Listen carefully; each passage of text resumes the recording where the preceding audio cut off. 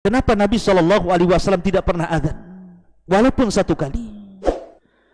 Padahal Nabi SAW yang menjelaskan keutamaan yang luar biasa tentang keutamaan azan ini. Tapi kenapa pula Nabi tidak azan?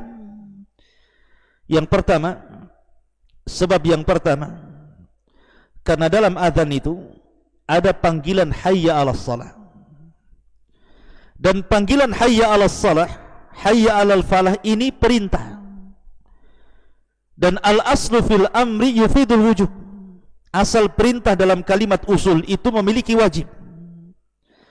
Kalau seandainya Nabi SAW mengumandangkan azan, kemudian ada seorang sahabat yang sampai tidak datang ke masjid, berarti sahabat ini telah melanggar perintah Nabi SAW.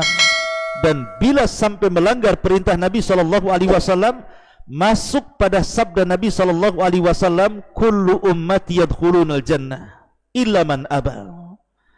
Qila ya Rasulullah wa man yaba? Qala man ata'ani dakhalal jannah wa man asani faqad aba. Kata Nabi SAW, semua umatku pasti masuk surga kecuali orang yang enggan masuk surga. Sahabat bertanya, Rasul, siapa yang enggan masuk surga itu? Maka Nabi SAW mengatakan, siapa yang taat kepadaku dialah masuk surga, dan siapa yang enggan artinya tidak taat kepadaku, maka dia tidak akan masuk surga. Artinya kalau sampai tidak datang dari seruan hayya 'alal shalah, hayya 'alal falah yang dikumandangkan Nabi SAW, maka para sahabat terancam tidak masuk surga. Kemudian juga ayat Al-Quran Allah mengatakan, falyahdharil ladzina yukhalifuna an amri an tusibahum fitnah aw yusibahum adzabun alim. Hendaklah takut orang-orang yang datang perintah dari Allah dan Rasulnya kepada mereka, kemudian mereka tidak melakukannya, apa yang terjadi? Falyahdharil ladzina yukhalifuna an amri. Hendaklah takut orang yang menyelisih perintah Rasul, an tusibahum fitnah, boleh jadi fitnah ditimpakan kepada mereka, au adzabun alim, ataupun azab yang pedih.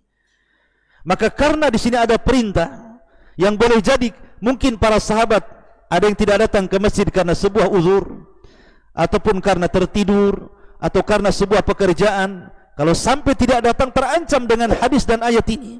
Makanya Nabi SAW tidak azan walaupun satu kali. Ini alasan yang pertama.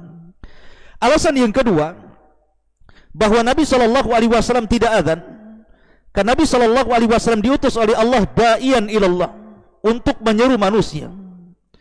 Kalau seandainya kemudian Nabi SAW mengumandangkan asyhadu anna Muhammad Rasulullah, saya bersaksi bahwa Muhammad adalah utusan Allah, nanti orang menyangka bahwa di sana ada Muhammad lain yang diutus oleh Allah Subhanahu wa taala selain Muhammad yang sedang azan. Karena azan itu seruan kepada manusia. Saya ulangi, ketika Nabi SAW mengucapkan asyhadu anna Muhammad Rasulullah dalam azannya, maka orang-orang yang mendengar akan menyangka di sana ada Nabi yang namanya Muhammad dengan nama yang sama, dan bukan Muhammad yang sedang azan.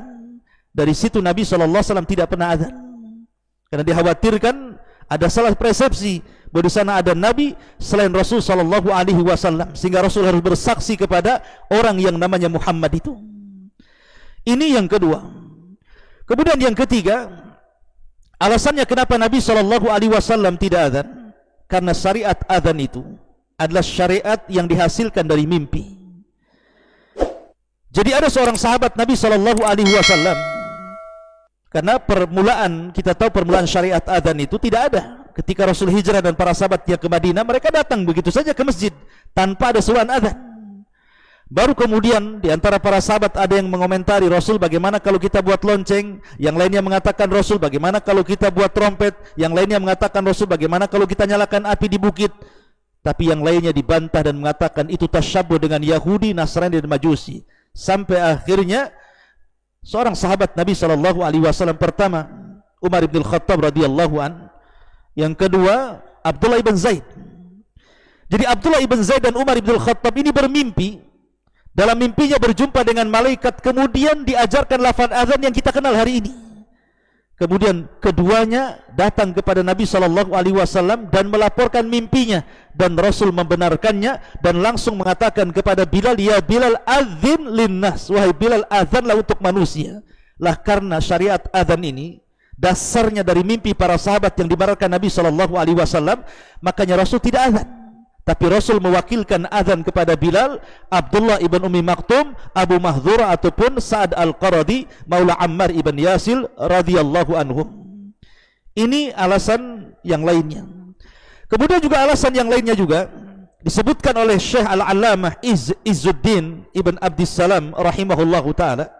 Beliau mengatakan bahwa azan ini sebuah amanah, sama dengan qomat, tidak boleh ditinggalkan. Kalau seandainya Nabi SAW azan 5 kali dalam sehari, zuhur, asar, maghrib, isya, subuh, macam mana Rasul akan berdakwah?